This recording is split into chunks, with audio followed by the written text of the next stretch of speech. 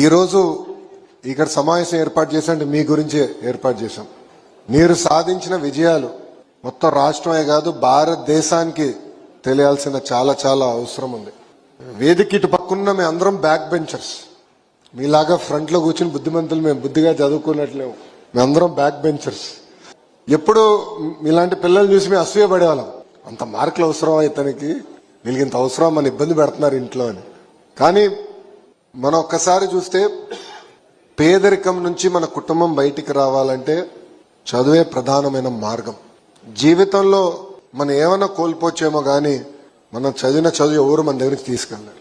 మీరందరూ బాగా కష్టపడ్డారు, బాగా చదివారు. వరుసగా జిల్లా 3వ సారి 10th క్లాస్లో హ్యాట్రిక్ కొడతాం.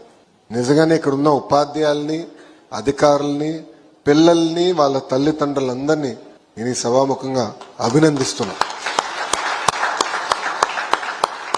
ఒకసారి అంటే లక్, 2వ సారి అంటే డౌట్, 3వ సారి హ్యాబిట్. మీరు సాధించారు, చేసి చూపించారు. మీరు చూస్తే 10th క్లాస్లో 93.9% పాస్ మార్క్స్ మన జిల్లాకు వచ్చింది. ఓవరాల్ ర్యాంక్స్ లో 3వ స్థానంలో మన జిల్లా ఉంది. ఇంటర్కి వచ్చేగల మనం 2వ స్థానంలో ఉన్నాం.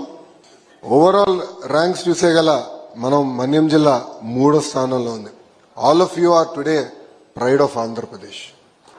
We are really proud of you. గౌరవ ముఖ్యమంత్రి గారు కూడా నమ్మేది ఒకటి, ప్రభుత్వ విద్యని బలోపేతం చేయాలి, విద్యారంగంలో అనేక సంస్కరణలు తీసుకురావాలి, మన పిల్లలకి మంచి భవిష్యత్తు కల్పించాలి. ఈరోజు పెద్ద ఎత్తున పరిశ్రమలు రాబోతున్నాయి. బయటోళ్ళకి ఉద్యోగాలు కాదు, మన పిల్లల్ని బాగా స్కిల్ అప్గ్రేడేషన్ చేయాలి, విద్య అందించి వాళ్ళకే ఉద్యోగ ఉపాధి కల్పించాలి లక్ష్యంతో మేమందరం పనిచేస్తున్నాం. ఇక్కడున్న 10th క్లాస్ స్టూడెంట్స్ అందరినీ ఒక విషయం చెప్పదలుచుకున్నా. ఈరోజు మీకు అద్భుతమైన ఫౌండేషన్స్ ఉన్నాయి. ఫౌండేషన్ బలంగా ఉంటే మనం ఏమైనా కట్టచ్చు, ఏమైనా నిర్మించవచ్చు. ఆ ఫౌండేషన్స్ మీకు బలంగా ఉన్నాయి.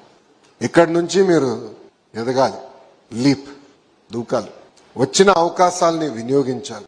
మీతో ప్రభుత్వం ఉంది, మీకు అండగా నిలబడతాం. బాగా చదవాలని ఇక్కడున్న 10th క్లాస్ స్టూడెంట్స్ అందరినీ నేను కోరుతున్నా.